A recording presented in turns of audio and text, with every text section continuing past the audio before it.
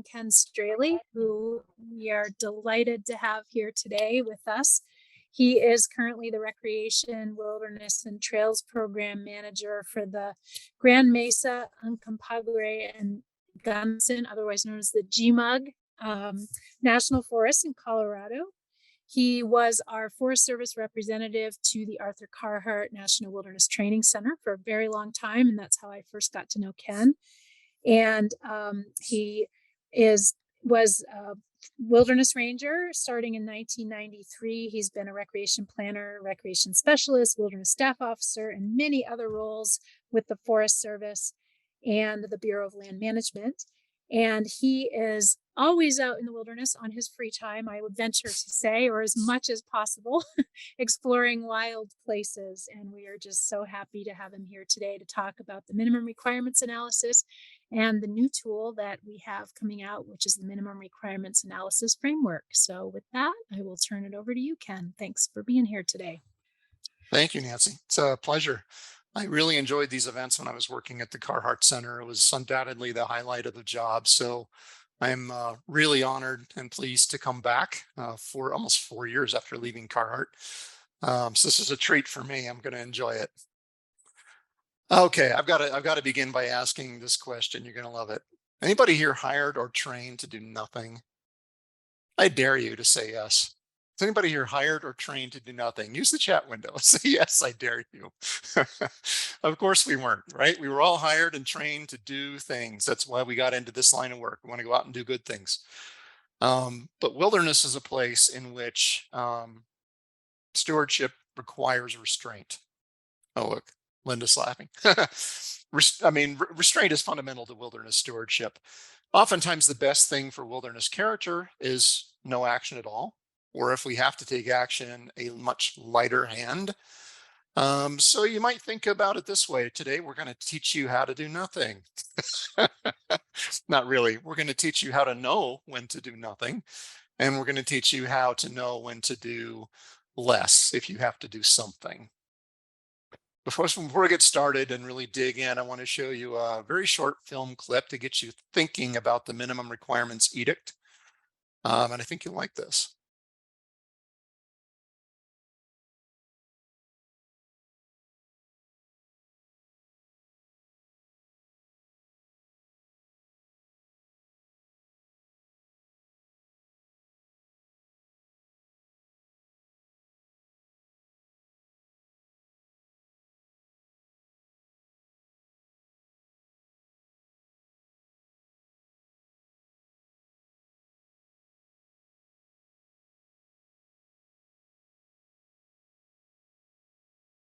This was about 4 miles inside the Gila Wilderness a number of years ago. This vehicle was abandoned there after breaking down. And the forest had the option of actually repairing it and driving it out, among other options probably. So I find it really interesting that this is what they chose to do. This is what they decided the minimum necessary was. So let's talk about how you might arrive in a place like that. I would have loved to have been a fly on the wall for that discussion. We're going to begin with a discussion of the prohibited uses right out of Section 4C of the Wilderness Act. We'll talk about the 4 exceptions to those prohibited uses, also found in Section 4C, and the minimum requirements edict, again, Section 4C. So this is really a session in Section 4C of the Wilderness Act. We'll talk about benefits and applications for the minimum requirements analysis and how it affects decision making. And then the last half, or maybe it's more like the last 2/3 of the session, we'll actually launch a case study using the MRAF, which is the Minimum Requirements Analysis Framework. And I'll tell you more about that soon. That has not yet been formally released, so you get to experiment with it. You're among the first people to see it. All right, let's do a knowledge check real quick. Tell me what 2 things these things have in common. Michael Irving says prohibited uses. That's right. They're all prohibited uses. What's the other thing they have in common? Intent, evidence of man. None of these are wrong, but it's not quite what I was looking for. So these are all prohibited uses, and these photos were all taken inside wilderness. That's what they have in common. So how can you have all of these prohibited uses occurring inside wilderness? And we're going to assume that for the sake of argument that this is legal. Continue that knowledge check. So perhaps Congress didn't trust us. I don't know, but they were quite explicit about prohibiting 10 things. And these 10 things directly degrade wilderness character. They greatly enhance our ability to occupy and modify wilderness, which is the antithesis of the wilderness ideology. So what are those 10 things? You don't have to have these things committed to memory. They're in Section 4C of the Act, but Congress was quite explicit about these things being prohibited inside wilderness: commercial enterprise, permanent road, temporary road, use of motor vehicles, use of motorized equipment, use of motorboats, landing of aircraft, mechanical transport, structure, or installation. And if you've ever read this language from Section 4C, it doesn't say no new things or no significant things. It says there shall be no of these things. So it's really very explicit. There are exceptions, of course, which is how we wind up with legal evidence of these things actually happening. Nancy, if you're able to, thank you very much. The first of which, and there are 4 exceptions, the first of which is by special provision of the Wilderness Act itself. Section 4D of the Act contains a number of things that it's called special provisions in the law. You might call them exceptions. They are compromises that were negotiated in order to get the law passed. And that's the way you should think about them, as compromises. Here's an example of one of those compromises. Section 4D talks about commercial services. You remember, commercial enterprises are prohibited, but commercial services may be performed to the extent necessary for realizing wilderness purposes. So that's an example of how you may be able to employ a prohibited use by virtue of a special provision. Subject to existing private rights. Contrary to some of the propaganda, no wilderness designation has ever sacrificed a private right. So somebody has a private right at the time of designation, they don't lose it, they retain that private right. The most common example of that is an access right-of-way, a road easement, something like that. I can't remember which wilderness this was taken in, someplace in the Northwest, but it's a pretty common example of a road right-of-way, a private easement. And be careful with this one, because just because we have to honor those rights, and we do, we don't have to honor them in any way that the proponent wants. So if this road washes out, we have to allow the proponent to repair it, but we don't have to allow them to repair it with, a D9 cat, or we don't have to allow them to upgrade it. In fact, we can't really allow them to upgrade it, but we do have to allow them to repair it. So that's an example of how existing private rights might require us to allow one or more prohibited uses. Other provisions of law, because Congress can always trump Congress, and they do it all the time. Drives some of us nuts that watch this stuff. Here are 3 examples: ADA, CDPA, and ANILCA. And I'll go over those one by one just briefly so you can illustrate that point. ADA, of course, is Americans with Disabilities Act. And that provision of law, it's Title 5 of that law, simply affirms that wheelchairs are not to be construed as a form of mechanical transport in wilderness, and therefore allowed in wilderness. So Title 5 goes one step further to define what wheelchairs are. So that's clear. So the next example is California Desert Protection Act, CDPA. This is one of my favorites. It has several special provisions in it, but there's one in there for a road that could be built by the Navy to a secret weapons facility. Through the wilderness to a secret weapons facility on the coast. Not much of a secret when you put it in law, but there you go. The Navy had 10 years to exercise that provision. They never did, so that window has closed. But that's an example of how you might have wound up with a permanent road in wilderness because of the provision of another law, in this case, enabling legislation for wilderness. And then ANILCA. Most people know about ANILCA. It's responsible for, almost half of the National Wilderness Preservation System. About 55 million acres in 1980 were designated under the Alaska National Interest Lands Conservation Act. And ANILCA is packed full of special provisions. cabins, snowmobiles, motorboats, aircraft, and the list goes on and on and on. So many special provisions permitted under ANILCA, and so broadly that some people call Alaska sort of wilderness light, which is funny for those that live in Alaska. They don't think of it that way at all, but it is full of special provisions. And this brings up an interesting philosophical question. It's a rhetorical question. I don't want you to answer it, but rhetorically, how many special provisions can you have before it no longer is wilderness? Think about that. And everybody's probably got a different line in the sand, I suspect. You know, the 1964 Act drew a line. It said it's wilderness, but we're going to allow these provisions. Subsequent laws have done that as well and added more provisions. And in some wilderness areas, lots of provisions. How many can you have before it's no longer wilderness? Okay, there's one more exception by which we can authorize prohibited uses. Anybody know what it is? Anybody? And unnecessary. Who said that? Mike's on it. 4C, except as necessary to meet minimum requirements for the administration of the area for the purpose of this act. This language is so important. The Carhart Center has built several courses around it over the years. This is kind of the crux of wilderness stewardship, and it's where our wilderness managers have the most, and in many cases, the only decision space. So it's really important you understand this language. You can use it for evil just as well as for good. So we need to learn it. Let's start with the word administration. Probably have it in your head what that means. It's for agency use for the purposes of the act to conduct business, basically to administer wilderness. I mean, it's just what the word says. But the reason that I'm emphasizing this is many people kind of take this to another level and they use it for their convenience. They apply it to public use. It's not intended for public use. It's not intended for anyone's convenience. It's strictly for the administration, for the agency to do the job it's been charged with. Section 4C actually includes in the definition of administration emergencies.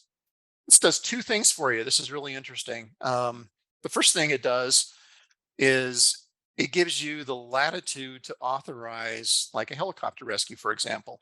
Helicopter landings are prohibited in wilderness, right? But by saying emergencies involving health and safety are part of administration, therefore we can grant exceptions under Section 4C. So that's the good news. We have that latitude where we need it. The bad news, or maybe it's more good news depending on where you are, is that it's not exempt from the minimum requirement. That's sort of the point. It's part of the minimum requirement. It's subject to the minimum requirement. So while you can authorize a helicopter to land and pull someone out, you've still got to have some sort of tool in place, a minimum requirements analysis of some kind to justify that legally. And generally that's done programmatically. So I don't want to make anyone panic. The agencies all have tools in place for what we call a programmatic minimum requirements analysis that allows for real-time responses to health and safety emergencies. Now be careful what you call an emergency. That was challenged in court once in 2005. And the court said it's a matter of urgent necessity rather than a convenience for future use. So what this means is, yes, you can land a helicopter to pull somebody out of a life-threatening situation, but you cannot build a helipad because someday you might have to. Hopefully you can see the difference. So use that carefully. All right, back to that language from 4C. Purpose of the act. So what is the purpose of the Wilderness Act? Preserve wilderness character, we have from a couple folks. Okay, we'll jump ahead there. So preserve wilderness character is the administrative mandate. It is the way we accomplish the purpose of the act. But the purpose of the act is to secure the benefits of wilderness. It's right there in Section 2A of the Wilderness Act. So secure the benefits of wilderness is the purpose of the act. Preserving wilderness character is the way in which we do that. Hopefully people recognize the difference there too. And the reason I bring this up, there are a lot of other purposes people would like us to use wilderness for, right? And more all the time. Population pressure is increasing, climate change, the heat is on, literally. I'll give you an example. A lot of wilderness areas are under pressure to manipulate or develop wilderness areas for watershed enhancement or water storage. That is not the purpose of the act.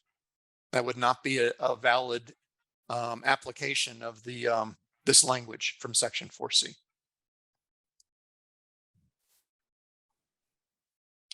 And of course, the words necessary, minimum, requirements. I mean, this literally means do the least to accomplish only what you must. That should be really clear. This is the genesis of the minimum requirements analysis, this language. And it's the focal point really for the rest of the session today. Okay, so we've been talking around the minimum requirements analysis and what really is that? Well, it's clear from section 4C that there's an implicit requirement that you do something to figure out what you can exempt and when and why. There's nothing in the act. This is important because sometimes your leadership will ask you this question. There's nothing in the law that says you have to do a minimum requirements analysis. And here's what it looks like even. It's an implicit requirement. You have to do only the minimum necessary. But how do you figure out what that is? It's kind of a show your work thing. And when these decisions get challenged, the courts expect us to be able to show that, to show our work. So that's what a minimum requirements analysis is. It's showing our work. Okay, it's a way of complying with this language from section 4C.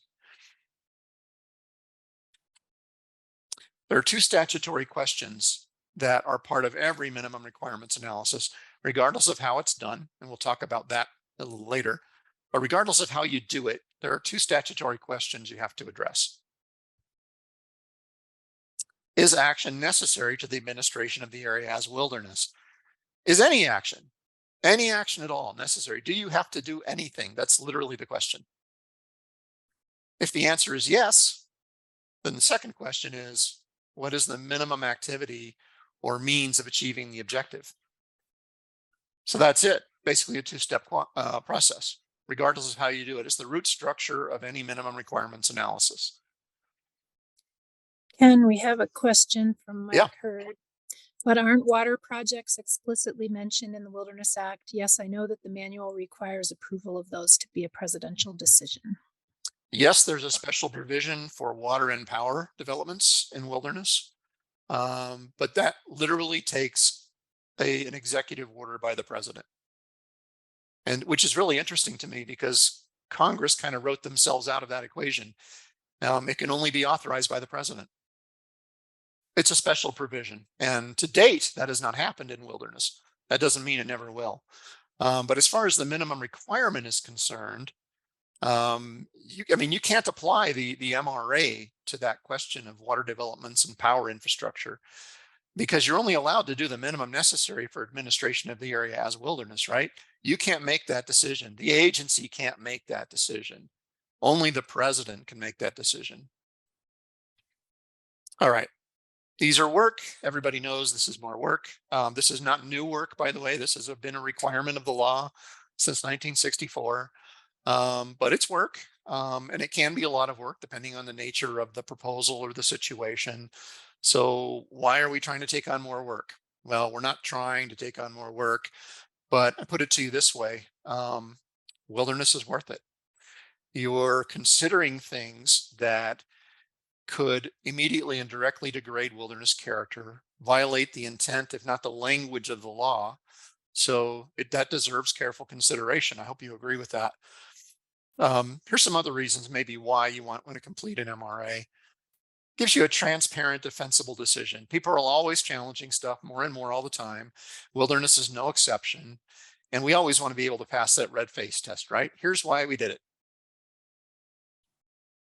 It inhibits decision creep because there's a paper trail. And having been a wilderness manager for most of my career myself, I can tell you that that paper trail is worth its weight in gold and then some. Similarly, it reduces cumulative impacts because of that paper trail. So if you're a wilderness manager and you've got that paper trail, you know what's happened, when it's happened, and where it's happened, and you can head off this decision creep thing, sort of, and cumulative impacts. So, cumulative impacts, that death by 1,000 cuts phenomenon. And, we're also guilty of that because our staff rotates in and out pretty quickly these days. Oftentimes there isn't a paper trail. Sometimes we get to thinking, well, they did it here last year, so we can do it here again. And you establish a new norm. It's dangerous. It discourages predetermined decisions. And that may be the biggest, that is the biggest problem we run into with MRAs. Very often we know that our decision makers have already made up their minds even before you do the analysis. But doing the analysis kind of calls them to the mat on that. It's kind of hard for them to get away with that. And, we're not trying to slam our decision makers. We're just trying to follow the law, right? And honor the law. Preserves wilderness character. Well, that's the central administrative mandate of the act, right? That's what we're supposed to be doing. Everything we do in wilderness, or most things we do in wilderness at least, are supposed to be to preserve wilderness character. If you don't like any of those answers, how about because you have to? The law requires you to do an MRA whenever you're considering a prohibited use. Your policy requires you to do an MRA, certainly whenever you're considering a prohibited use, but some of your agency policies actually may go further and require you to do an MRA, even if you're not considering a prohibited use. And we'll get into that at the end of the session. I'll tell you exactly what all of the 4 agency policies are. So how about when should you complete one? Well, it's a nice transition. I just mentioned that you have to do one whenever you're considering a prohibited use, regardless of who you work for. That's the law. Some agencies require one even when you're not considering a prohibited use. That's policy, and we'll get into that at the end. Let's talk about applications, though. Resource management and restoration activities, these supposed white hat projects. Resource management and restoration, that's all pretty sexy, right? People like that. But doesn't management and restoration kind of imply that you're manipulating things? Anybody's hackles going up? Any red flags? Yeah, you probably ought to be doing an MRA for this. Maybe even if you're not considering prohibited use, you're basically thinking about doing some trammeling, and you probably ought to be thinking really hard about that. Scientific monitoring and research, particularly where there are installations involved, those are prohibited uses, even for science. Trails and other recreational developments. It might surprise some of you to know that those are considered structures or installations. They are prohibited uses. So we treat trails and other recreational developments just like any other infrastructure in wilderness. It's subject to an MRA. Special provisions and existing private rights. So you might have a provision of law that says you must or can allow something, or you might have an existing private right that says you have to allow something, but it's very, very rare for those provisions or rights to specify how that work is to be completed. That's really important. So there's still a role for the MRA. You're going to do that work. You have to honor special provisions and existing private rights, but how you do it matters. And that's still subject to the MRA. Emergencies, we talked about that. Definitely subject to a minimum requirements analysis. Do it programmatically in advance. BLM and Forest Service, you guys have search and rescue agreements with your local search and rescue organizations, usually your county sheriff's office or somebody attached to them. Park Service, I know they generally have their own search and rescue plan because they do most of their own search and rescue stuff with help from the outside. So just know your agency, know your unit.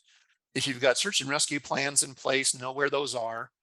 If you've got agreements in place with your local search and rescue organizations or county sheriffs, make sure you know where those are. Those are programmatic MRAs if they're written properly. Ken, we have a question from Mike. We've done MRAs for trail reconstruction. Do we need to do this even if no prohibited uses were contemplated? That depends on your agency, Mike. And as far as my recommendation is, you'd look at scale. What are you, Forest Service? Not sure. I'll see if he responds. Yes. That was actually a comment, not a question. Oh, okay.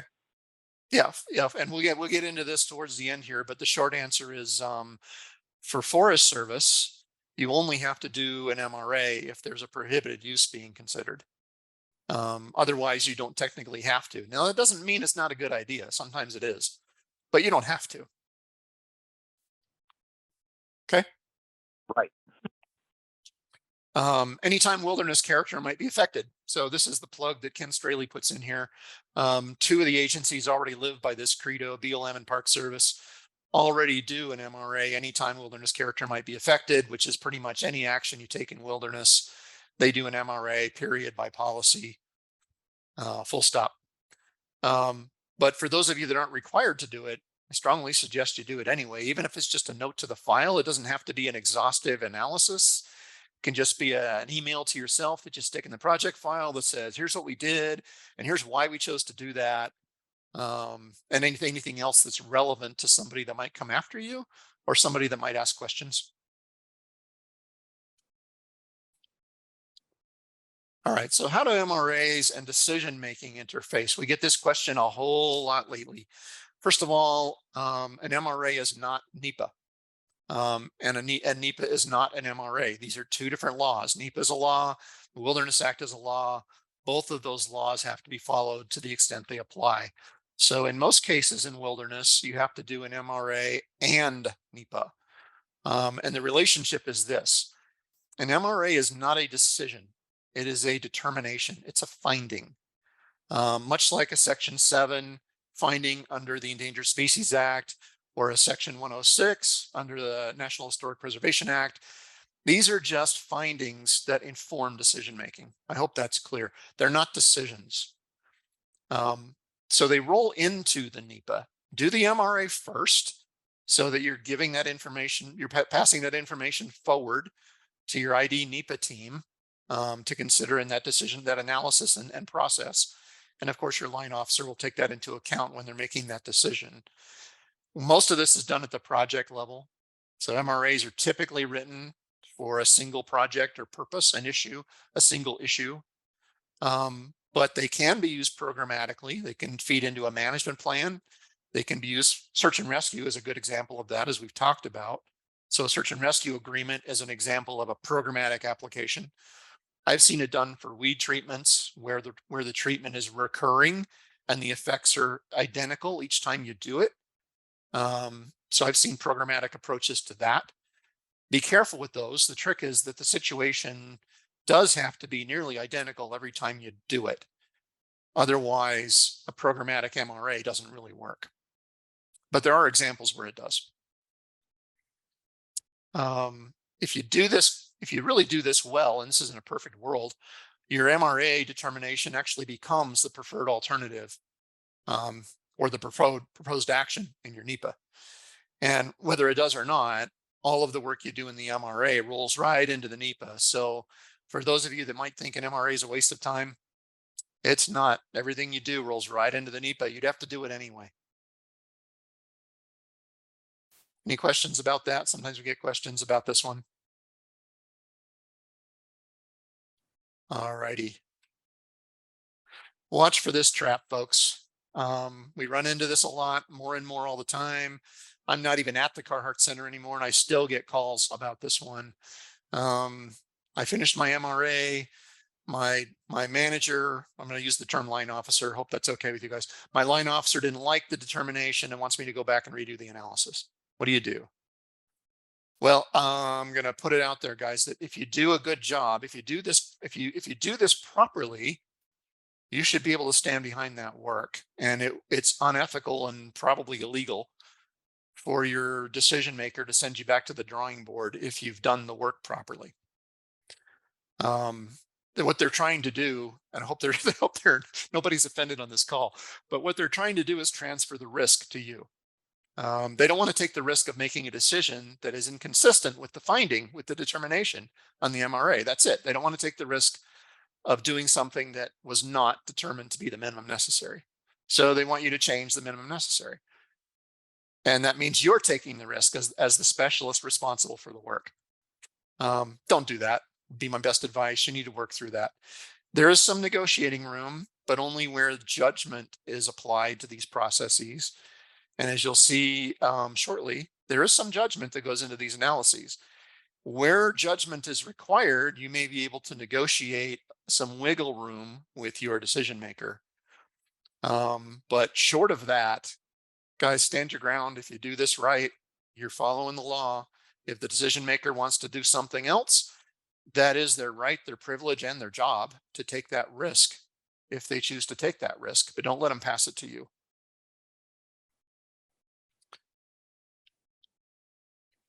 Some of you are familiar with the voice is cracking. 4 cornerstones of wilderness stewardship.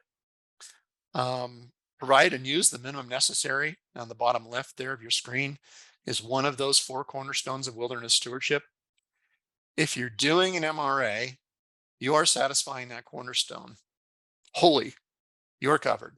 We've kind of wrapped up our introduction to the minimum requirements analysis.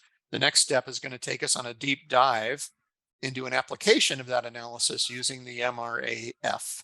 Really quick, by way of introduction, most of you know this process as the MRDG, the Minimum Requirements Decision Guide.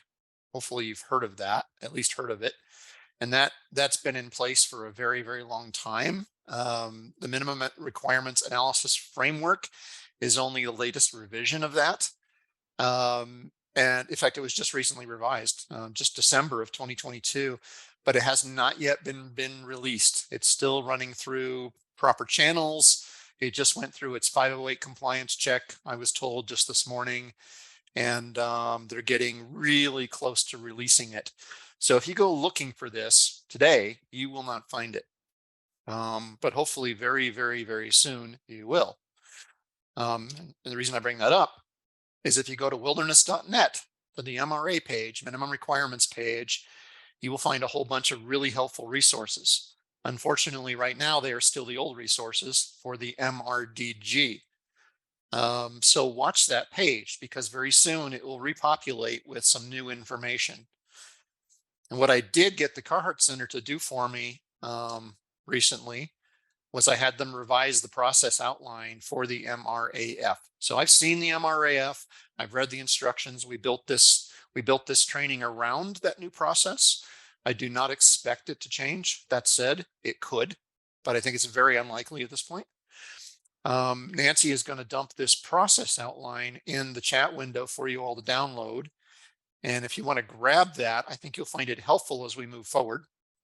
The other thing she's going to dump in there is a document called the top 10 errors, some top 10 most common error. I don't remember what it's called, but it's the top 10 errors that are made on the MRAF or the MRDG. And for those of you familiar with the MRDG, you'll actually find the MRAF is very, very similar. There are few differences. I'll call those out as we go through, but there are very few differences. So just to be clear, everybody understands what an MRA is now, a minimum requirements analysis. That is the implicit requirement of the Wilderness Act that we do some kind of analysis to arrive at this minimum requirement thing before we approve 8 out of the 10 prohibited uses. Those are the ones we can approve using this process. The MRDG, now the MRAF, is the preferred process for doing this. There are other ways, but this is the preferred process. Some agencies have to use this. Some agencies may use this, and I'll talk about the differences at the end. Okay, just want to be, once again, really clear on the definition. So the minimum requirements analysis framework is an MRA. It is a way of completing an MRA. It's a process that was originally developed by the Carhart Center. More than 2 decades ago, maybe 25 years or more now since the first one came out. It's been revised many times based on court decisions and changing agency interpretations of the law, and sometimes by field preferences. They've tried to make this tool as user-friendly as they could while still being robust enough to pass the red face test under the law and when challenged in court. Most recently revised, as I said, in December of 2022. So what I'm showing you is the latest, greatest stuff, and I don't expect it to change. That acronym IWSC is the Interagency Wilderness Steering Committee. It's the governing body for the Carhart Center, and it's It represents all 4 of the federal land management agencies and a couple of other organizations. Okay, back to those statutory questions. You remember what they are, right? So under an MRA, any MRA, the first question is always, is action necessary to the administration of wilderness? Well, conveniently, step 1 of the MRAF addresses that question. The second question, what is the minimum activity or means of achieving the objective? Similarly, the MRAF addresses that step or that question under step 2. So that is the structure. It's a pretty simple structure of the MRAF. It's the same as the MRDG was. All right, so let's dive right in. How does this process begin? Well, it begins with a title, right? Any project has a title. You would think this would be really benign. It's not as benign as you might think. Most of the time, people develop titles that suggest not only are they already decided they're going to take action, but sometimes the title suggests what the action even is. Please don't do that. It drives people nuts. If this is a weed treatment project, talk about the weed infestation. Use that as a title. Weed infestation in Rocky Gorge, whatever. Don't say helicopter treatment of oxydaisy in Rocky Gorge. Don't say that. We don't know if we're taking action at this stage. Just title it. Oh, by the way, these little frowny faces, you're going to see these pop up periodically for the next few minutes. These little frowny faces are places where we have chronic problems with this process. So I'll tend to focus more on those issues. Issue statement. Under the MRDG, this was called the description of the situation. And it is just what it says it is. Just tell us what's going on. What is the problem? What's happening that might require us to consider taking an action here? Do not include a proposed solution. Do not assume you're going to take action or that action is necessary. Just tell us what the problem is. All you got to do. And please limit it to that. Ken, question from Yeah. Mike. Am I wrong in recalling step 1 of MRDG to be, is action necessary within wilderness? Correct. Yep. And that's the step we're in right now. So step 1 of this process is intended to answer that very question. Is action necessary? And that's our entire focus right now on step 1. Okay, so we're through the issue statement, right? And again, going to emphasize, do not include a proposed solution in the issue statement. That implies you've already decided to act. In fact, you've already decided what you're going to do. You haven't analyzed this yet at this stage in the process, so don't do that. It's like being pre-decisional in NEPA. It's exactly the same thing. All right, here's your case study. So some of you may know Linville Gorge, beautiful place. I've been there a few times now. In fact, you might recognize that feature in the center left. I think that's Hawksbill. Somebody correct me if I'm wrong. But this is the Linville Gorge Wilderness. It was designated in 1964, so it's one of the original 54 wilderness areas that were designated under the Act. It's located in North Carolina and Southern Appalachian Mountains. The wilderness spans Linville Gorge, sometimes called the Grand Canyon of the East, rim to rim for about 12 miles. And includes about 12,000 acres. It's a very popular wilderness. It's close to stock, but has many miles of hiking trails. It's easily accessed from forest roads on both sides of the gorge. It's very easy to get to. Many of the trails are very short. You can connect them to make longer trips. Kind of getting the picture there, hopefully. The gorge being the central feature there. It's a beautiful river running right down the middle.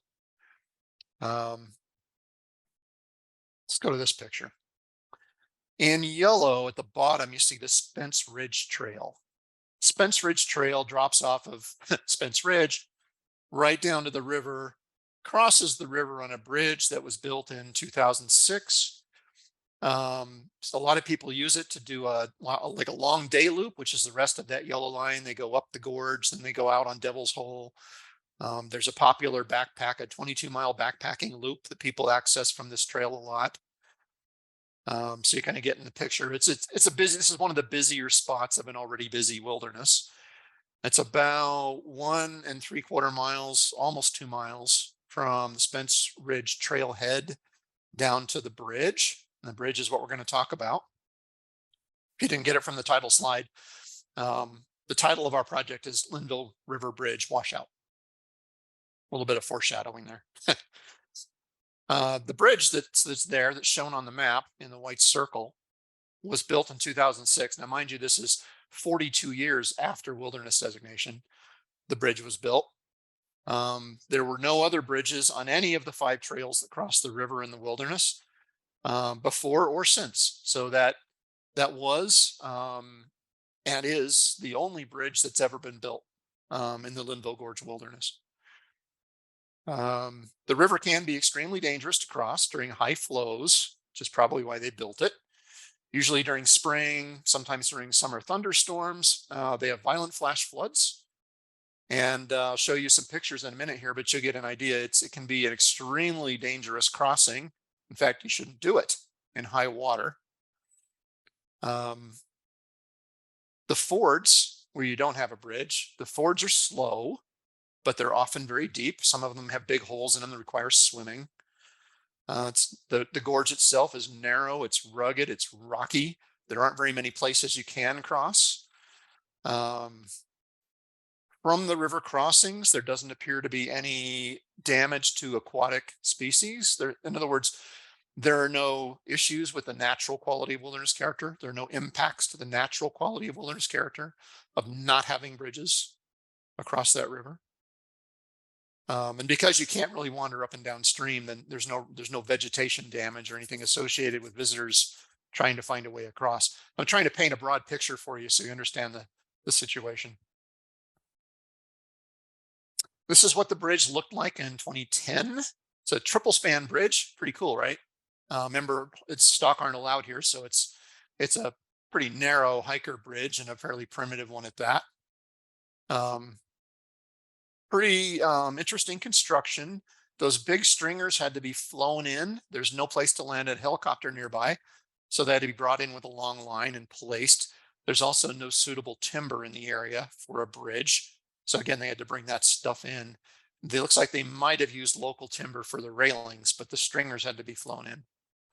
They also did some nice rock work. Look at those abutments, concrete and rock abutments.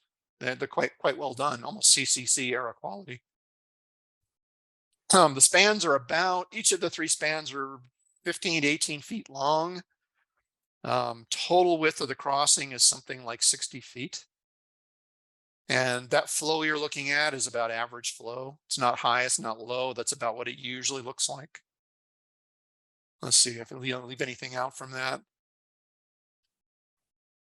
Here's the bridge again from the other side looking across with 3 spans there.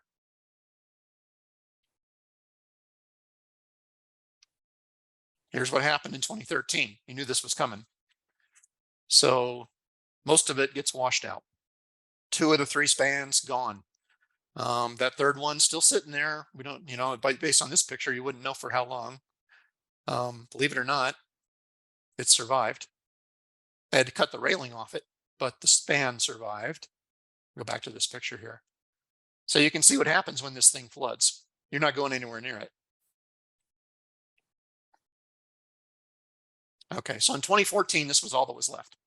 This one span, the remains of the railing had to be removed. Because of the flooding potential in this canyon. Just a side note here, if you were ever to replace this bridge, it would have to be placed higher and it would have to be a much larger structure, like a big suspension bridge or something.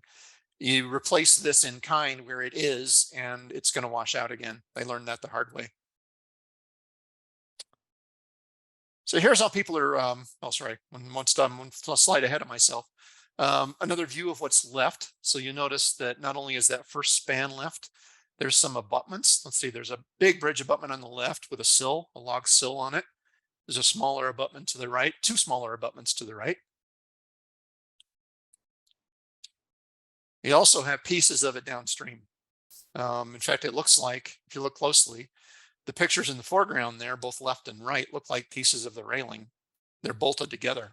And I suspect people have been using those to get across the river. There's bridge debris as far as a mile downstream. So this is how people are crossing now, passing packs in this spot. This is a kind of a shallower spot, or maybe the water level's lower today. In this picture, looks like the water might just be lower where they could do this. Sometimes you can't do this.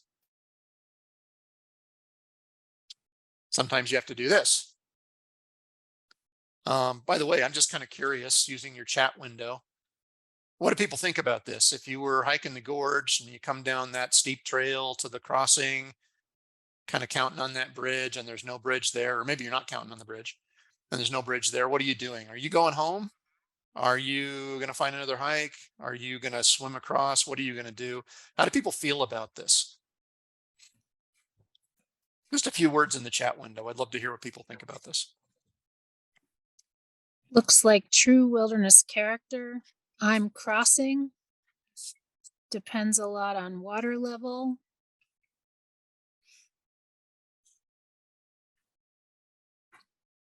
Yeah, it would definitely depend on water level, right? I'm crossing if possible. I'm going back in high water at your own risk, liability. Definitely not a public service in terms of communication. What did folks do before 2006 when the bridge was built? Good question. And by the way, for the first 42 years that wilderness was designated, and who knows how long before that, maybe forever, there was no bridge there, remember? So this is how people got across. You'll like this one. Average creek crossing in Alaska. Yeah, actually it probably What's is. the problem? Yeah. What's the problem? Swim or raft to cross adds to the adventure and experience. That's what we got so far. I love those comments. And this discussion's a little bit loaded because I'm a canyoneer. And if you guys know what that is, it means I swim a lot of holes in desert Southwest. I wind up in situations like this fairly often. And actually I find it to be part of the fun of these wild places. So I'm a big champion of the adventure. Somebody said adventure. Remember that wilderness recreation is all about risk, challenge, self-reliance. It's not a facilitated opportunity. We're not holding your hand. It compromises outstanding opportunities for solitude or a primitive and unconfined type of recreation, right? As the act says. But what I really wanted to do, this is a little bit of a departure from the process, but it's a fun conversation. I wanted to read you a quote from this guy. He and his friends in February of 2015. Now, I don't know why anyone would do this in February. I don't care if it is North Carolina. I'm not doing it in February. They did this in February. And here's a quote from a blog that he posted. We stripped down to our underwear. We put our clothes in our packs. Brandon and I were still not sure if this is what we wanted to do. While discussing our options and nearly deciding to bail out and head back, we heard Russ jump in. Jason quickly followed with a dive into the clear, frigid waters. They were across in about 15 seconds. That doesn't sound long, but believe me, you couldn't stand it much more than that. After they caught their breath, Russ took a position on the lower boulder. Russ ran the lower part of the rope behind his back while sitting, and Jason anchored the end of the rope. Brandon loaded the packs and sent them down to Russ, who caught them and passed them to Jason. Talk about a team building exercise. It was now my and Brandon's turn to swim. We waded in until the water was waist deep and then started our swim.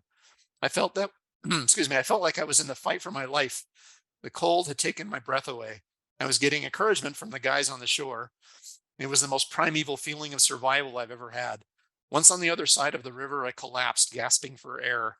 After the shock wore off and I regained feeling, I was the most refreshed I'd ever been. I also had a huge sense of accomplishment. Does that kind of capture the essence of wilderness recreation? I mean, from my point of view, and from what wilderness recreation is supposed to provide, that sounds like a pretty high quality experience if you're willing to do it. Of course, it's not for everyone. Okay, shall we jump back into the MRAF? I just really like that little departure. It's a great story. All right, the next step in the ARF, or the next question in the MRAF, still under step 1, is, are options available outside of wilderness? Can you solve this problem, whatever this problem is, outside of wilderness? Okay, let's look at our case study. Can you solve this problem of a bridge blowout outside of wilderness? Well, No, because the bridge is in wilderness and all of its parts are in wilderness, right? So you're not getting around that one. Okay, wilderness character. This is where the rubber really hits the road. So this question is intended to get at how is wilderness character affected by the current situation? All 5 qualities. Use the definitions of these qualities found in Keeping It Wild 2. Hopefully you guys know what Keeping It Wild 2 is. But if you don't have access to that, Nancy, maybe you could post the link to it. It's available on Wilderness Connect. It's the interagency guidance for wilderness character monitoring. And the definitions for the qualities of wilderness character provided there are not only outstanding, they're the ones that were universally adopted by all 4 agencies. So use those definitions, don't make up your own. Don't describe the effects of taking action here. Excuse me, my voice is cracking again. You don't know if you're taking action yet. You're not quite there yet. So don't describe the effects of taking action. Describe the effects of the situation on these qualities. What's going on right now relative to these qualities? You're looking for material threats. And only concern yourself with information necessary to understand them.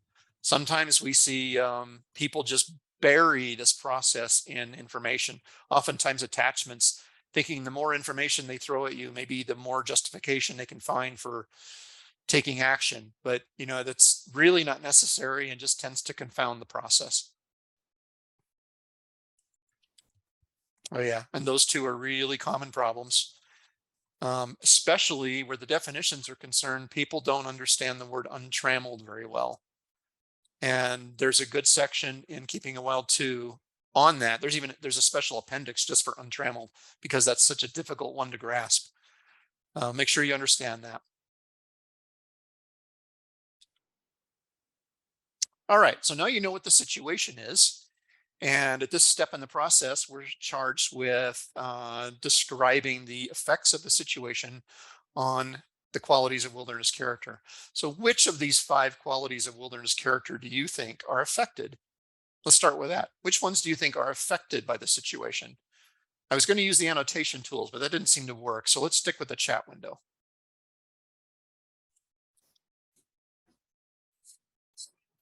Okay, Keeping It Wild 2 link is posted and watching the chat. Thank you, Nancy. Let you know when I see stuff here. 5 qualities of wilderness character. Which ones, one or ones, if any, do you think are being affected by this situation? All affected in a positive way is the first comment. Interesting. Anybody else? Undeveloped.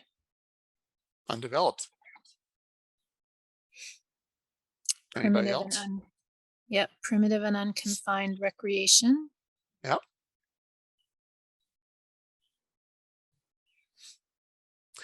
This is what I came up with.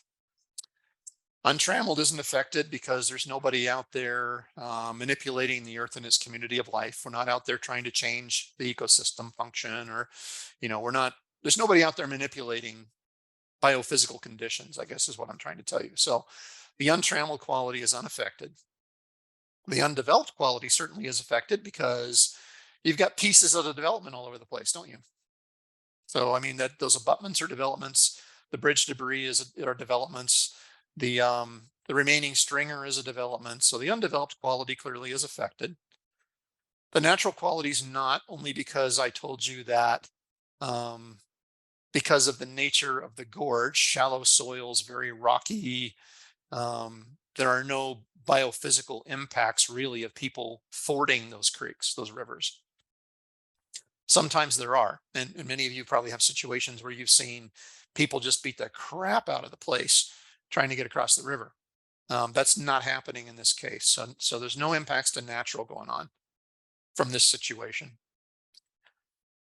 Solitude or primitive unconfined recreation, certainly that's affected, for the same reason undeveloped is affected. You have all of that evidence laying around of modern human activities, right?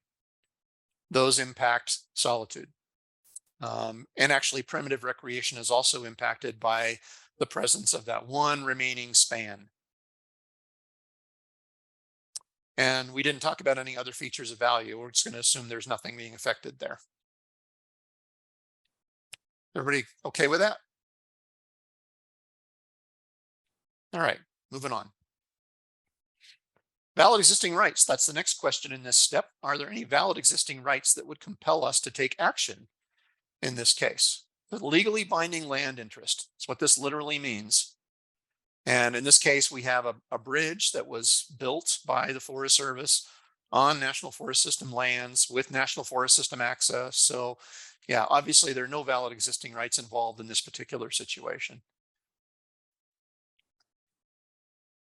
The next question, are there any special provisions of law that require us to do something here? Or wilderness law, it actually says in this particular question. And no, there's nothing in the Wilderness Act. There's nothing in any subsequent legislation that says you got to fix that. You have to have a bridge there or whatever. You have to clean up the debris or whatever, other than what we've already talked about from the Wilderness Act. There's nothing that specifically identifies a course of action in this case. Yeah, and the reason they've got a frowny face on this one is a lot of people mix up the language shall with may. What we're looking for here are compulsory provisions, things that say you have to do something, not things you may, not that you may do something, not permissive language, but compulsory language. You have to do something. Ken, we have a question. Is the natural quality actually impacted within the footprint of the bridge? Well, that's a good question. That's a fair question. I mean, yeah, sure. Yeah, I think it's splitting hairs a little bit, especially since the bridge has been there since 2006. But sure, you could have impacts to the natural quality from the bridge itself, right? I mean, that's possible. I'm kind of stretching my mind to think of an example of how that would be the case, but certainly that's possible. So, you know, really, this is a creative process. Sometimes you really have to think three-dimensionally and reach. And this is where you ask people, you know, go talk to your biologists and ask them, is the presence of this debris right now causing any biophysical problems we should worry about? You know, are there any natural conditions that are suffering from this? If you're not sure, make sure you ask. And it's very rare, by the way, for you to do this in a vacuum. There are some situations that a wilderness manager can do on their own. Oftentimes a bridge is one of them, but not always. If you have resource conditions, if you have historic implications, if you have you know, wildlife, water, anything that is not your specialization that's potentially impacted by one of these situations, you should bring them to the table and make sure you understand the situation. So this is often an interdisciplinary process. Don't be afraid of that. Okay, other laws and directives. So this is, what is other laws and directives? Well, other laws is pretty self-explanatory, right? We're talking about federal laws, but other federal laws that might require you to do something outside of wilderness legislation. We already talked about wilderness legislation, but are there other laws that require you to do something?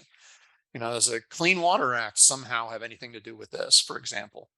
And the answer is no, by the way, but it's a fair question. How about directives carrying the force of law? So executive orders and court orders, often overlooked, but those have the force of law. Our attorneys tell us we have to follow them, much like any other law.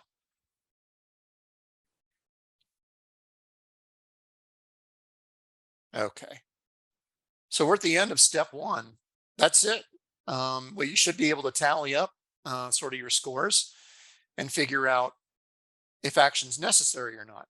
If you weren't able to say yes to any of those questions, then you're done. This is often a difficult place for people to land because of our action bias. We talked about as we opened the presentation, everybody wants to do something. And I guarantee you, your decision maker wants to do something, but oftentimes the answer is that it's not necessary. There's nothing necessary to be done here. So if the answer is no, you're done. And you just have to be able to defend that. On the other hand, if the answer is yes to any of those questions, you explain why it's yes, and you move on to step two. And did we answer yes to any of those questions? We had no valid existing rights. We had no relevant special provisions or other laws that we had to worry about, but we did have impacts to wilderness character, right?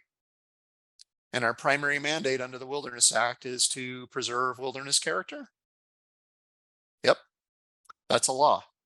So the answer is yes, we have to do something. Something. Don't get hung up on what, just something.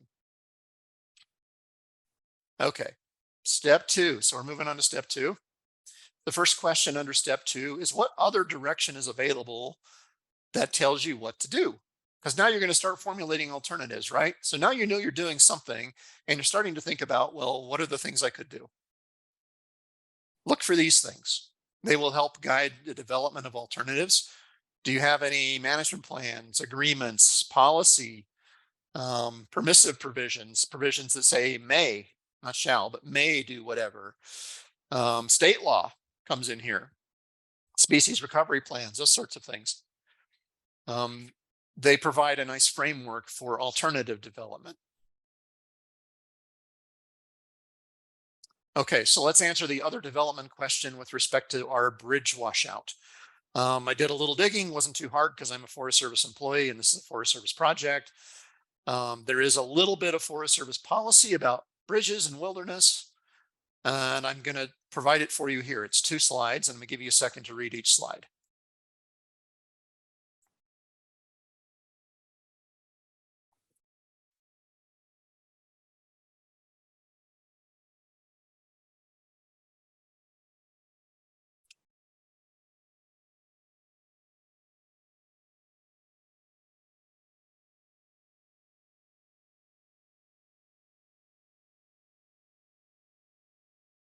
Okay, quick word of caution on the first 2 bullets on this slide. No other route or crossing is reasonably available, and the crossing cannot be forded safely during the primary season of use. This is one place, and there are others, and all the agencies have this. This is one place where agency policy appears to conflict with the law. And what I mean by that is there's no place in the Wilderness Act that allows you to incorporate a prohibited use for safety reasons or because no other crossing is available. In fact, those 2 things go against the directives of the law. I mean, they compromise wilderness character, right? They make outdoor recreation, the wilderness recreation experience, less primitive. And there's no guarantee that we're going to provide access in wilderness to anywhere, to anyone. It's just you're on your own, right? It's a wild and natural landscape, and it either allows you to get through it or it doesn't. You know, we don't modify it or facilitate access. Not for those reasons. Now we do build bridges, but not for those reasons.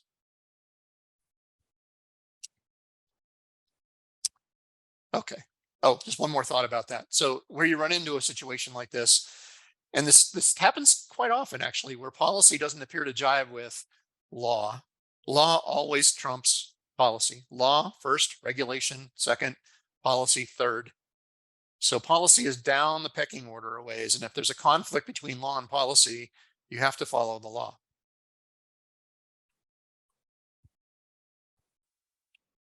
All right, next thing is timing requirements. Now we're getting into the meat of this here. So what kind of material time constraints might you be dealing with that could affect your alternative development?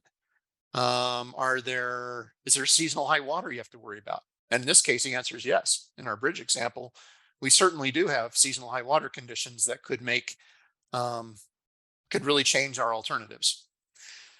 How about hazardous conditions? Maybe risk of catastrophic event. That's the kind of thing that pops up if you don't take action within a certain window, things get worse or something really bad happens. I don't think we have that situation here.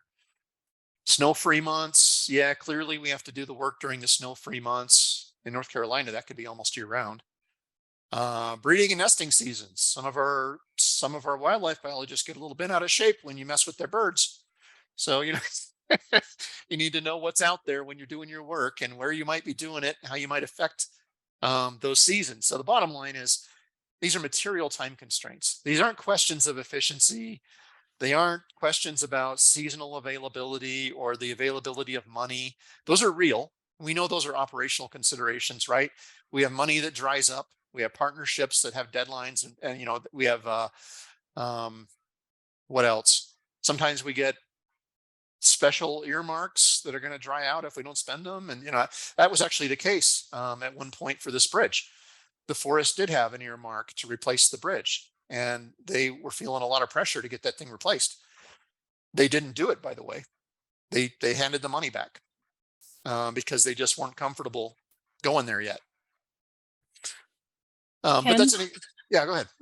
We have a question. Is there any consideration towards a potential significant increase in motorized emergency rescue responses that result from the absence of a recreational structure? Possibly. So we have had situations, I can think of a couple of them, where search and rescue operations have been so intrusive, so degrading to wilderness character, and so frequent that the agency had to do something structural to reduce the overall impact on wilderness character, if that makes sense. They chose the lesser of the evils. They decided that the structure was less destructive to wilderness character than not having one. That is a possibility. That was not the case in this situation, though there were deaths. There have been deaths in this spot, but there have been deaths in other spots as well. And there always will be.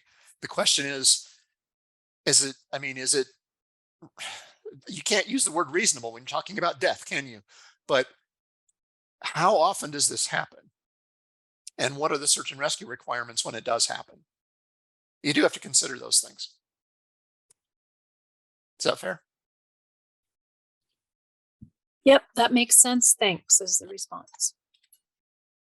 Okay, workflow components. This is where things get really goosey, folks.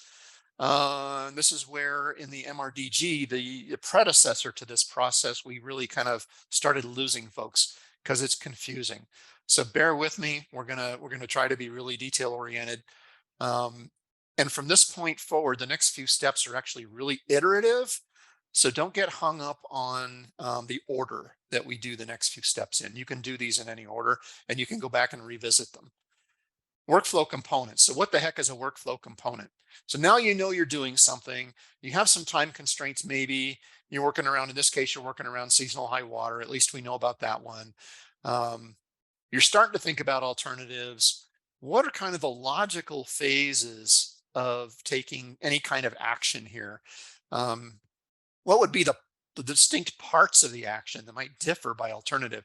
Now, full disclosure, my brain doesn't work this way. I can't start with workflow components. I have to start someplace else. But this is where the process starts in the new form. And if you can go there, if your head works that way, great. Mine doesn't. I almost have to develop alternatives before I can go to components. But try to bear with me here. So what are the parts to this action? Anybody want to take a shot at it? Use the chat window and throw out some parts to this action. Whatever kind of action we might take, can you throw out some phases or component parts? Well, people are thinking, I'll just read another comment. Isn't the potential for death part of and inherent in unconfined recreation? Absolutely. Wilderness recreation does have inherent risk. And we have no legal obligation to protect people from natural hazards. Curiously, by the way, it's worth noting this. If we build a bridge, you can bet we're responsible for that, though. Because if we build it, we're liable for it. So that's a different animal. But an unaltered river crossing, we are not liable for that. That is a natural hazard. It's like a tree falling in the woods, that's a natural hazard.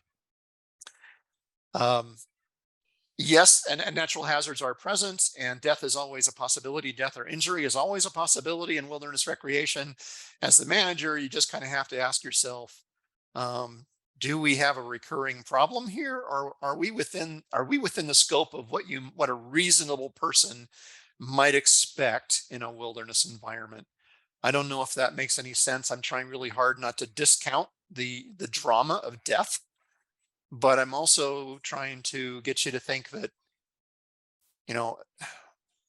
you're never going to escape death and injury. And natural hazards and risks to health and safety are inherent to wilderness recreation, or any wildland recreation outside of wilderness too. In undeveloped areas, these are real risks. We have no legal obligation to mitigate risks related to natural hazards. However, we have every obligation to mitigate risks relative to anything we build out there. So we are responsible for a bridge, as in this case. We are not responsible for the hazards of an unmodified river crossing. So yeah, I guess the answer to your question is, while trying not to diminish the drama of death, how much death and drama and dismemberment and such is outside the scope that a reasonable person might expect in a wildland environment? Do you have such a chronic problem and it's degrading wilderness character and you've just got to deal with it? And by the way, as a structure, the only way to deal with it, you could also limit use, put people on permits, inform them better at the trailhead, whatever. There are other ways, right, to mitigate that if you do have that much carnage going on. And again, it's really hard to talk about this because carnage is a big deal. But how much is outside what you consider to be a reasonable range for this kind of environment? I guess that's the only way I can put it. So we have one person brought up for workflow components. Parts were bridge design, proposal, and costing. Okay. Those are project components. They would not be really applicable to this process, however. Here's what I came up with, and I'll explain why. So what you're looking for is pieces of the project. You want to break the action into pieces. Remember, you haven't decided what you're going to do yet. So you're really thinking very broadly right now. No matter what you do, you're going to mobilize crews, and you're probably going to transport materials, and you may or may not construct something, but that's an option under some alternatives. You're probably going to dispose of debris, and then you're going to demobilize crews. And so those are the ones I came up with. There's no right or wrong answer here, and you may find that as you move through the process, you have to come back and revise these. That's okay. Just break it into logical pieces. The point is that they vary by alternative so that you can compare the relative effects to wilderness character. You're trying to figure out which alternative is going to be the best thing for wilderness character, right? And this is how we do that. So with these workflow components in mind, let's develop some alternatives. Do use a full range of alternatives. Be creative. Think of the alternative with the least prohibited uses. Think of the alternative with the most prohibited uses. I would consider the no action alternative. Put that in there. If nothing else, the information rolls into NEPA. Also, once in a while, when you get to this point in the process, you realize that no action actually is better and you wind up going back. So a no action alternative is advisable. Why would we consider an alternative with the most prohibited uses, knowing that we don't need the most prohibited uses? The answer might surprise you. Sometimes prohibited uses are better for wilderness character than traditional uses. Sometimes a chainsaw is better than a crosscut for wilderness character. Now, not as often as some people think, but it happens. It does come up, and that's why you want to analyze that. Include any proposals somebody puts on the table. You might have to include agency references here. For example, if your engineers are telling you that if you build a bridge, it's got to be this kind of bridge, make sure you attach that. Any mitigation measures, surely almost any alternative you choose, there are ways that you can mitigate the impacts to wilderness character. And by the way, full disclosure, anything you do is going to affect wilderness character. Anything you do is going to degrade it, at least temporarily. Hopefully, in the end, it's a positive outcome long term, but you're always going to have at least a temporary impact. So you got to get over that. Focus on the full range of alternatives. Focus on feasible and effective. If it is not feasible or effective, don't waste your time. We have another place to put that, and I'll tell you in a minute. Okay, so what alternatives might you come up with for this project? In the interest of time, I'm just going to flash up here what I came up with, and there are more possibilities. You could come up with more, certainly more or different. No action. because as I mentioned, a no action alternative is usually wise to include. Dispose of the debris only, do nothing else, just get rid of the crap. Go in there and build a 100-foot long, I guess it'd be a 75-foot long suspension bridge. You'd need about 75 feet. Install a cable trolley. Some parts of the world, they call it a tuin, very common in Europe and Asia. Some of you have seen them in the movies. You sit in a hand cart and you operate the thing, by hand. Install a skyline just for the packs and have the hikers swim or wade or whatever. So those are the things I came up with.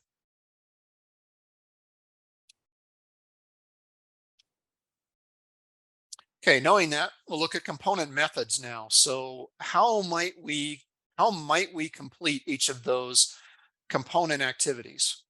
This is the how, okay? For example, I chose alternative 3 to talk about here, not to do, but for the purposes of this training, I chose alternative 3, build a suspension bridge. So first component was to mobilize crews. Under that component, we would do that by foot daily because it's less than 2 miles in, right? So we're going to move people in and out every day. Won't be any camping on site.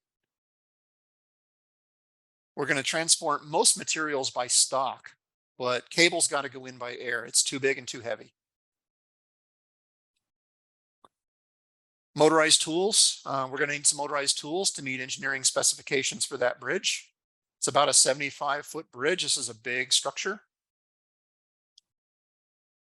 We're going to reuse the stone in the new abutments, but we're going to remove everything else. And then we're going to demobilize the crews the same way we mobilize them. We're going to move them out by foot daily, no camping on site. So that's just what I said that we would do for alternative 3. This is how this rolls out. And you can see where I'm going with this next. So now you know what alternative 3 looks like. How does it affect wilderness character? Right? That's what we want to know now. Oh, sorry, before we do that, I told you we'd get confused over the 3 parts of this process at this point. Workflow components, component methods, and alternatives.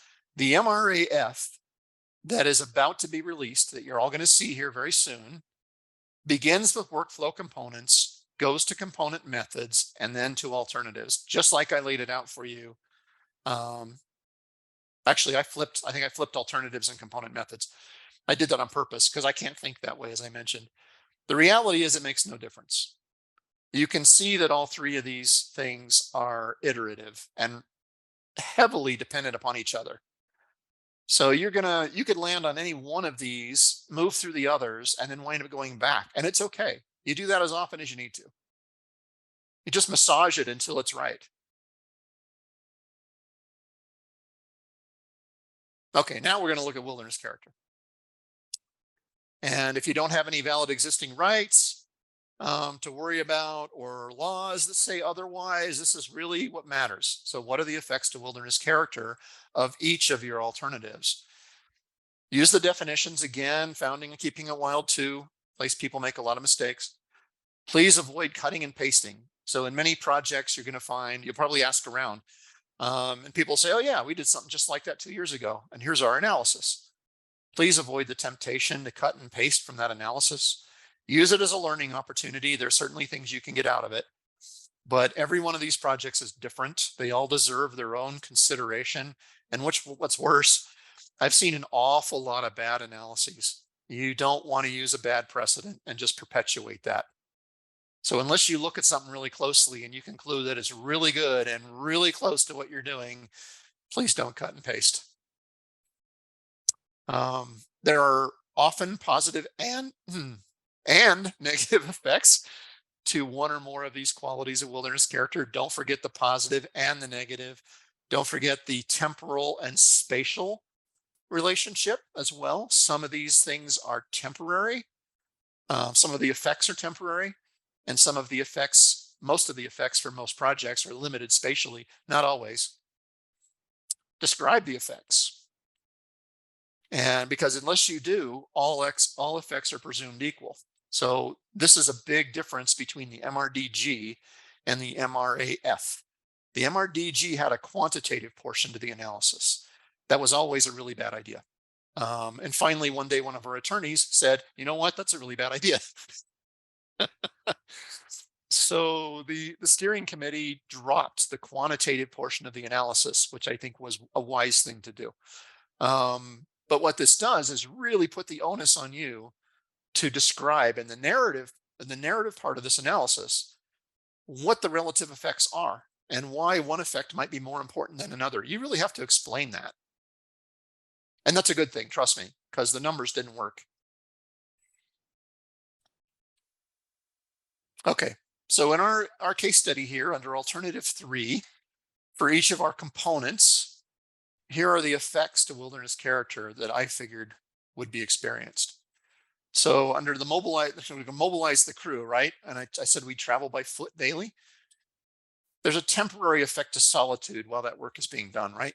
Because there's crews going in and out of there, hauling stuff. And anyway, there's a lot of activity. So there's clearly an impact to solitude. Make sure you note that it's a temporary impact, but there's an impact. Use of stock and aircraft. There's some big impacts there. But again, temporary impacts, right? Make sure you describe that. Motorized tools and the bridge itself. Well, both the tools and the bridge compromise the undeveloped quality. You guys hopefully realize that motorized equipment is considered a development for the time that it's in the wilderness. So to the extent that stuff is present in the wilderness being used, it's a development. That's how it's counted under Keeping It Wild 2. And of course, the bridge itself is a huge development that doesn't go away. That's effectively a permanent development. And both of these things affect solitude. And the bridge certainly affects primitiveness, right? Because you've got a helping hand getting across that river. So it's less primitive. There's less self-reliance, less skill, less risk, less of everything. It's less of a wilderness recreation opportunity. It's more of a facilitated recreation opportunity. Reusing and removing the debris is an improvement to undeveloped to the extent we're getting rid of stuff, right? So there's a small long-term improvement to the undeveloped quality. It's small compared to the presence of this new bridge, but there's still a small improvement. There's both negative and positive effects to solitude. And then again, demobilizing the crew by foot daily, and you have that temporary impact to solitude once again. So this is how this stuff is characterized. This is how the effects to wilderness character are characterized. Positive, negative, no effect, both or no effect. And then there's a narrative portion for each section where you're expected to explain this. Please do. This is where it takes you some time. But the entire analysis really is in the explanations. The narrative is critical.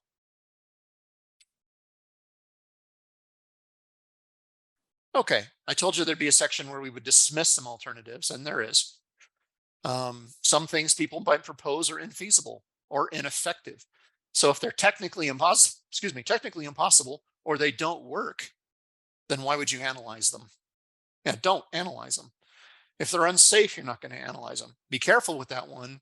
We have a tendency, at least in my agency, we have a tendency to play the safety card to get away with anything we want to do, to be quite blunt. But the fact is, most risks for most jobs that we do are mitigable, can be mitigated, either with proper training, proper equipment, contractors, et cetera, et cetera. We can mitigate most of the risks we might encounter to do most things we might ever want to do in the wilderness. There are exceptions. So is this one of those exceptions? Can this not be done safely? And if it can't, we're not going to do it. We're not going to even analyze it. Negative sum alternatives. Those are alternatives where you already know, without even analyzing it, you already know that it's going to do more harm to wilderness character than good. I asked somebody once to come up with an example of that relative to this project. And they said, well, you could have a commercial helicopter shuttle, right? And you could shuttle people from one side of the river to the other. Well, it's a pretty silly suggestion, but my point is that it's a negative sum alternative. We already know that's going to be more harmful to wilderness character than there is benefit. We don't need to analyze that. Okay. Getting real close to the end here. You ready to make a determination about the minimum necessary? And it boils down to this. So by this point in the process, you've weeded out ineffective, infeasible, unsafe, the things that would normally pop up. You've weeded those things out. You've considered law, you've considered everything else, policy, and so on and so forth. So at this point in the process, whatever best preserves wilderness character is what you're going to do. And you're almost done. Once you've made that determination, we're going to do alternative 1, 2, 3, 4, 5. Describe why you made that determination and compare it with other alternatives. How is it better than the other alternatives? You need to explain that. Identify the prohibited uses and the extent you might need them, if there are any, and include all mitigation and reporting requirements. So every agency has a review and approval process, and you're at that point where you do exactly that. You get it reviewed, you get it approved. There's several signature blocks for people that prepared it, for people that reviewed it. Don't forget your NEPA, that in theory comes after this process. And there's usually some reporting. In the Forest Service, for example, we have to report aircraft landings. We have to report motorized use or use of motorized tools and mechanized transport. You do that typically afterwards, right? And the Forest Service does this annually at the end of the year, but you want to make sure you get that captured. Every agency has a reporting process, just know what yours is. All right, we're talking about the agency, so let's talk about what your agencies say about the MRAF. If you're in the BLM or you're working with the BLM, an MRAF is required for any action that may include a prohibited use or may degrade wilderness character. Guys, this is pretty much everything. With very, very few, very minor exceptions, almost anything you do in wilderness can degrade wilderness character, even if only temporarily. So you're going to be doing a lot of MRAFs, but most of them can be very simple and very short. You might even have some programmatic ones for very routine work like trail maintenance. So think about that. And those documents can be approved by state directors. But the state directors often delegate that to district or field office managers as long as they have either the National Wilderness Leadership Training or the Regional Wilderness Stewardship Training. Those are both courses offered by the Arthur Carhart Center. If you work for the Fish and Wildlife Service, you have to do an MRA for any action in designated or proposed wilderness that may include a prohibited use and any action at all in Alaska. And the MRAF is the recommended tool, but not the required tool. So you see some refuge managers will use their own tool, or some regions in the Fish and Wildlife Service might use their own tool. So you need to know your agency. They don't have to use the MRAF. It is recommended, but they don't have to use it. And those are approved by refuge managers or supervisors, or those above a manager with the National Wilderness Leadership Training. Again, from the Carhart Center. All right, if you're in the Park Service or working with the Park Service, an MRA is required for any action in wilderness and lands classified as recommended, proposed, or eligible for designation. An MRAF, like Fish and Wildlife, is the recommended tool, but not the required tool. So talk to your park superintendent. They may have their own tool. Their region may have their own tool. You need to know, talk to your folks and find out what the right tool is. They may just tell you do whatever, in which case we recommend the MRAF. Those can be approved by superintendents or their deputies, and there's no training requirement in the Park Service for those folks to approve these documents. And finally, to my friends in the Forest Service or folks working with the Forest Service, an MRAF is required for actions that may include a prohibited use. And this is the one place we deviate from that, actions that may include chemicals. Chemicals are not a prohibited use in wilderness, but the MRAF is required for actions that may include chemicals by policy. To be perfectly clear and transparent, Forest Service wilderness policy is very old, 25 or more years old, has not had any significant updates, is long overdue for one, and doesn't actually tell you this. It doesn't actually tell you that you have to do an MRDG or an MRA or an MRAF or anything like that for anything. So we're falling back on the law here, really. But it is what I would call institutionalized policy. Regional foresters approve most of these, and there's not a regional forester in the country that will accept anything else, anything but an MRAF. They will require it. So just get comfortable with this tool. That is the required tool for the Forest Service, even though you won't find that in black and white anywhere yet. In some regions, by the way, the regional foresters will delegate down the line to forest supervisors, usually only for emergencies, but sometimes they will for other activities if those folks have had appropriate training. And appropriate's not been defined yet, but I would suspect that's probably regional wilderness stewardship training or national wilderness leadership training from the Carhart Center. It varies by region. So know what your region is doing there. Any questions about any of the 4 agency policies or approaches to the MRAF or the MRA for that matter?